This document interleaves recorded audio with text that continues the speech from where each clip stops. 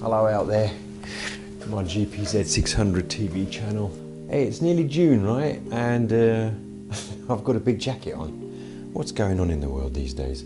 The summer just isn't happening. I'm going to have a go at regenerating and cleaning these carburetors.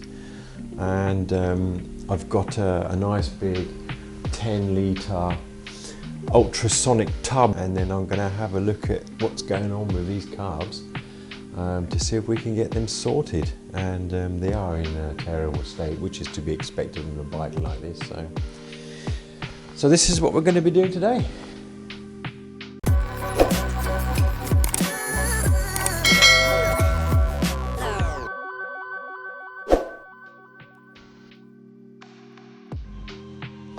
So I bought this ultrasonic cleaner a couple of years ago, and it doesn't quite hold a complete set of GPZ600 carbs in one go. In this particular case, because the carbs are in quite bad condition, I've decided to actually completely separate them. The thing with the carbs is that if you have them in a bank of 4, what you cannot do is get to the choke plunger. This is the choke plunger here. So just to give you an idea of why you can't get the choke plunger out, I've put two together like this. You have the choke plunger here, okay, and you can unscrew it, but you can't get it out because it butts up against the next carb. So to get all the choke plungers out, you can only get them out once the carbs have been separated. So I want to get the ultrasonic tub back into operation. So I'm just going to put some water into my tub and take it from there.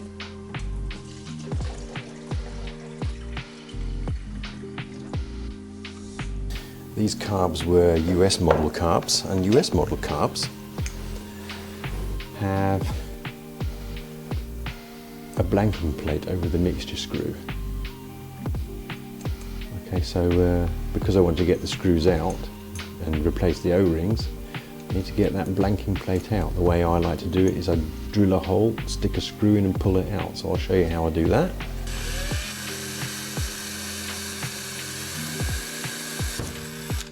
I just take an old wood screw, screw it in,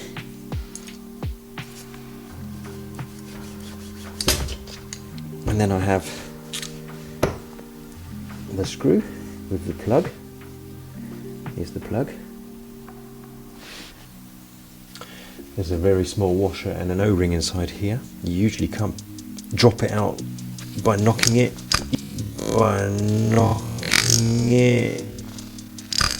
You will need to create a little hook with a paper clip or something to pull that out. In fact, just by poking around in here, I've just dislodged it. And there is also an O-ring in there, so I can get that out as well.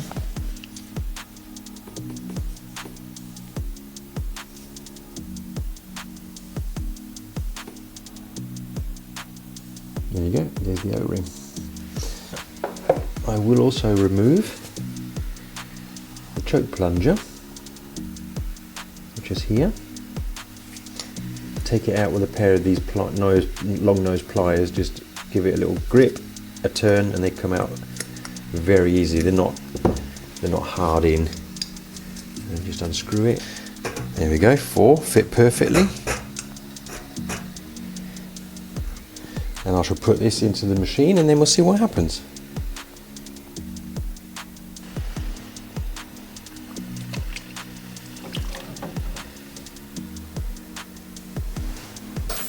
So whilst I've got the carbs bodies, it's in the ultrasonic tub, I'm now going to manually clean the rest. Pieces like this, which is the carrier. This holds the carbs, the 4 bodies carbs together. So we'll see what we can do with this. Scrub that up, and I'll be doing that whilst that's in the tub. It's going to be in there for about 50 minutes. Yeah, 48 minutes to go. Let's see what they come out like.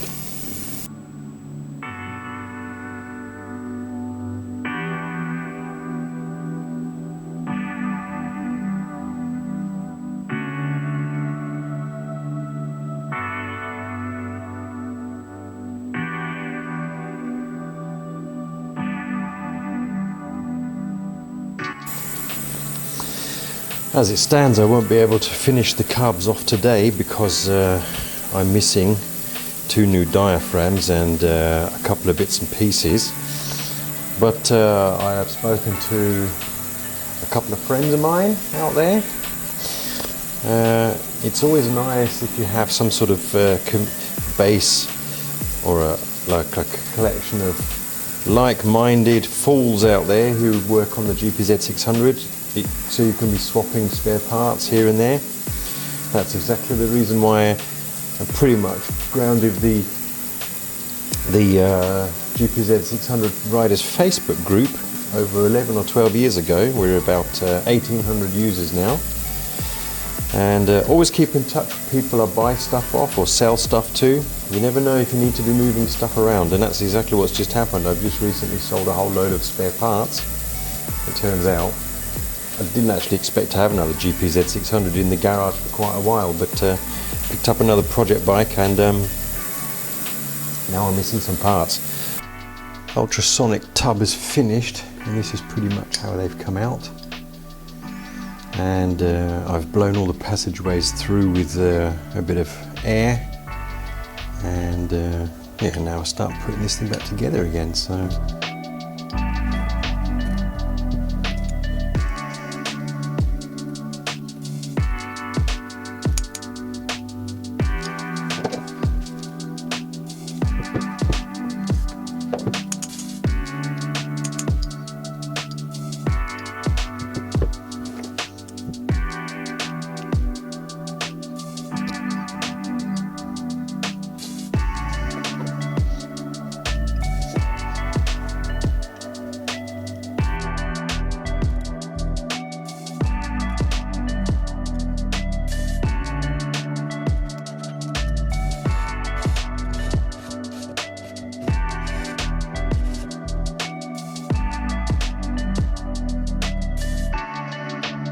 I'm now going to start putting the insides in, and I've had all the jets and the emulsion tubes in the ultrasonic tub. I'm just screwing them into position to start with, and I've taken them out the tub, but still need to give them a bit of a wipe down. Sometimes there's some stuff on there that doesn't completely come off in the tub, and the best thing is now you look through the holes with your eyeballs to see that everything is nice, and because there are some holes. I don't know if you can see them, but inside these you have to look through, make sure that everything is nice and clear, and if it isn't, then blow it through with compressed air. But this one looks clear, so let's go in here now. On this particular carb, there's only these main jets that you can swap out, and the idle jets. Yeah, this one's good, so that one goes in. So just give them a little tweak, not too tight. Remember, this is all very soft material, so you don't want to be going at it too heavy.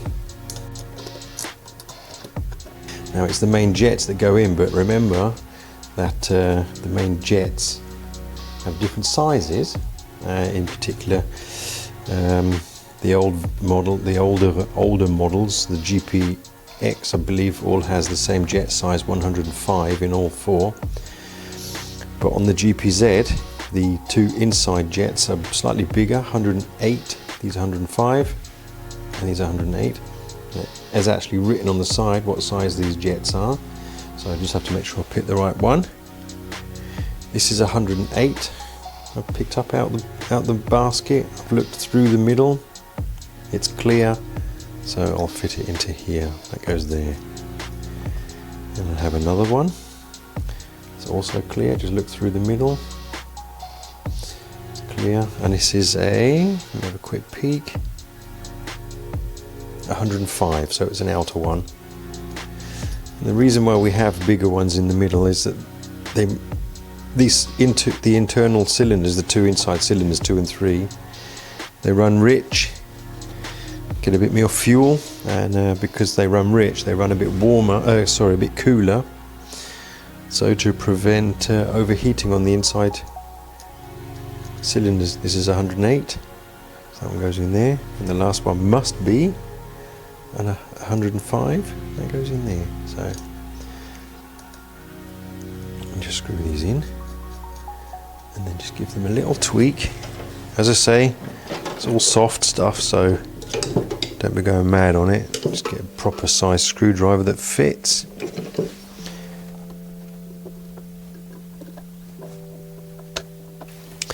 Then you have these small jets here. Oh, that one I can't look through. I can't look through this one. It seems to be blocked. I'll have to check that. See, these are your idle idle jets, and these are the ones that that cause you trouble if you have bad idling. So if it's lumpy, if the bike runs fine but runs really lumpy or won't run on idle, it's because these are usually blocked, and these are actually all blocked. So I'll have to get something in there to clean them out. Don't go in there with rough tools or anything. So let me clean those up and then I'll get back to you. I can now plop these in here, 4 of them, and tighten them up. But I'm not going to do them too tight, just nice and hand tight, because I had an awful trouble getting 2 of these out, to be honest.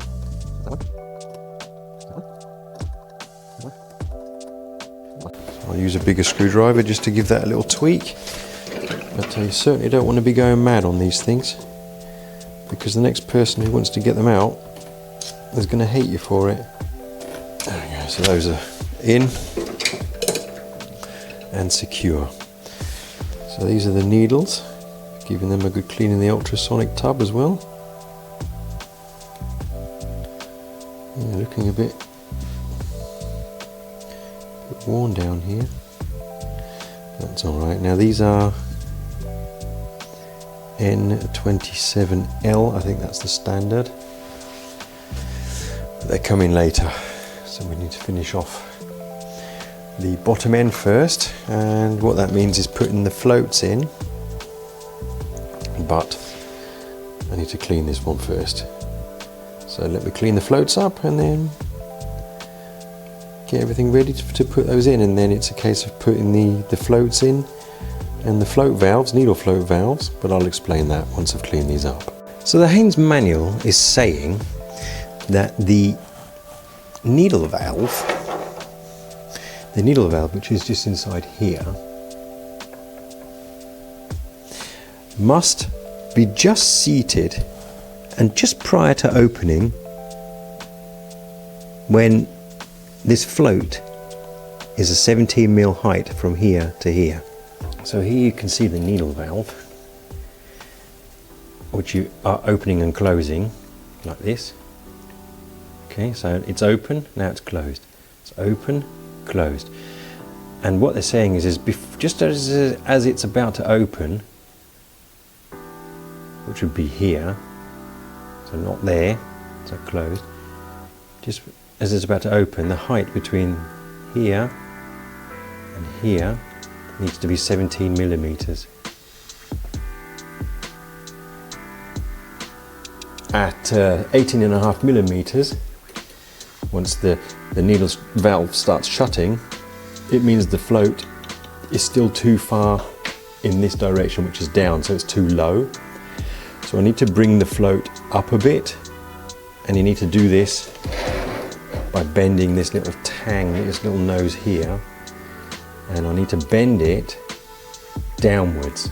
That will push the float upwards a bit. So I'm just going to give that a little bend.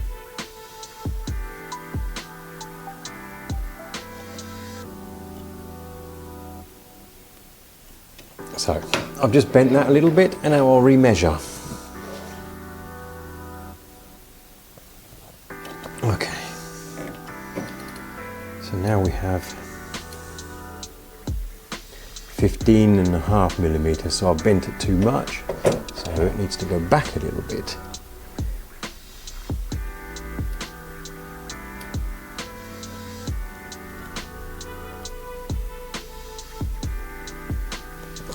And basically you just keep bending that little tang until you get 17 millimeters on here.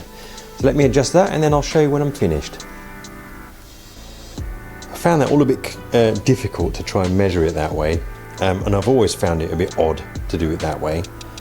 So what I've done is I've just taken a screwdriver, put a bit of masking tape over it, and at 17 mil I've cut a 1 mil groove into the masking tape.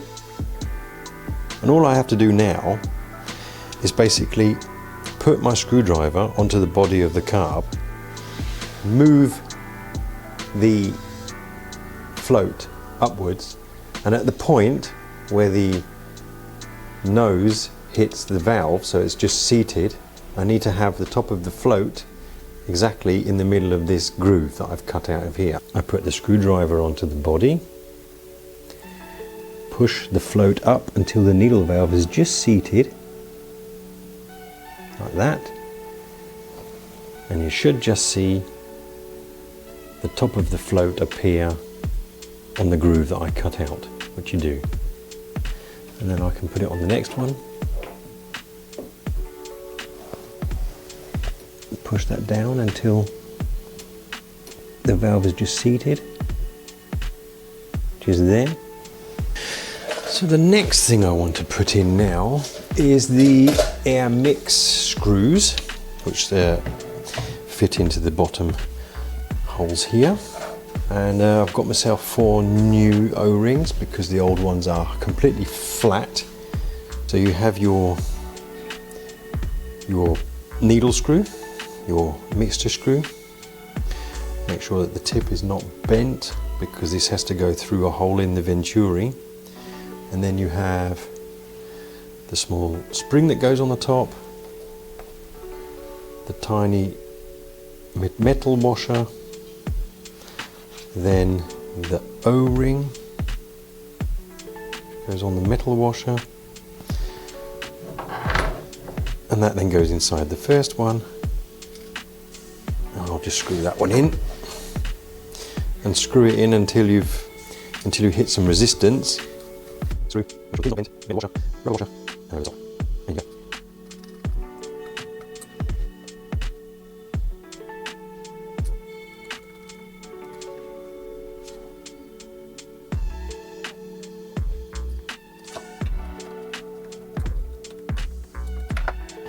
So obviously we've just screwed them in, but now we need to set them to their correct position, and it's 2 turns out, as we know.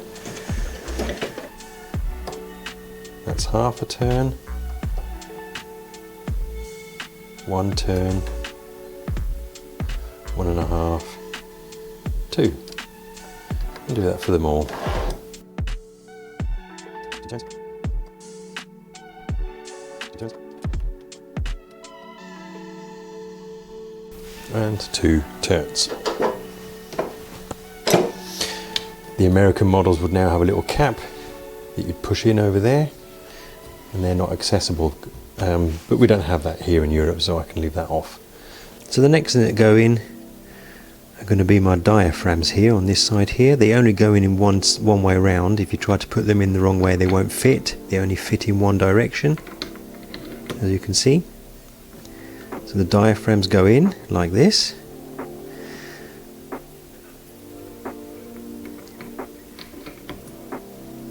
I throw the needle in, and then I put the spring and the holder in like that. Just make sure that the needles have located. There we go. Have located into the needle guides inside the venturi, which they are in this case. And then you have to make sure that the diaphragm is in the correct slot up the top, and then you put the cover on. Quite a lot of people don't watch out for this, and you end up pinching the diaphragms and wrecking them.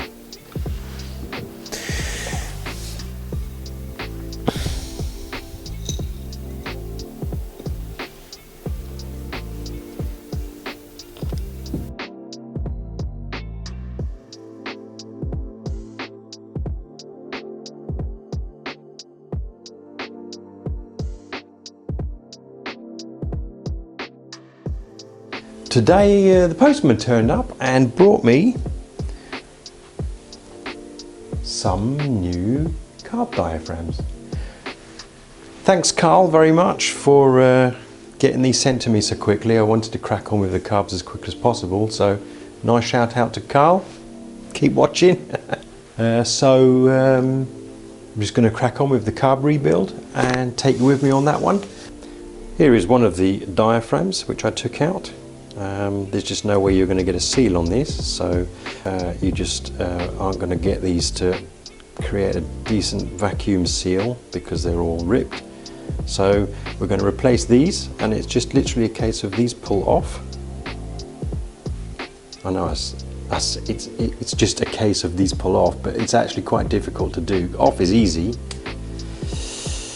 Getting the new ones on is difficult, so I'm just going to see if I can get them on without ruining everything. The way I decided to do it was, I've taken my slide, just given a very small little spray of silicone spray inside here, just to give that a little bit of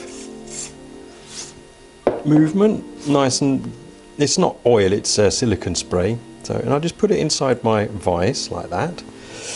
Just give that a little tweak, don't squash it obviously. And then take your new rubber. Now that silicone really makes this really slippery, which is why I couldn't do it free-handed just now. So now place the inside lip on the outside groove here. So pull it over and then just pull it back and get the rubber seated in the groove at the back. Give it a spin or two. That's it. Lovely.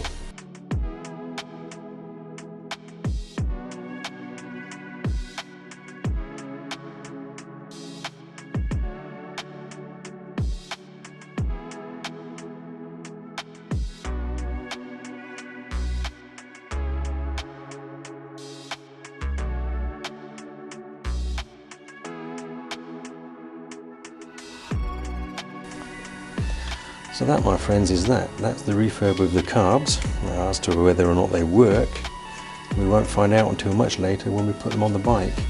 So I'll just wrap up this video with this set of carbs here, and yeah, and after that we'll take it from here to probably the engine. So if you enjoyed this little video, I would appreciate a thumbs up. Tell all your friends, and subscribe. See you next time.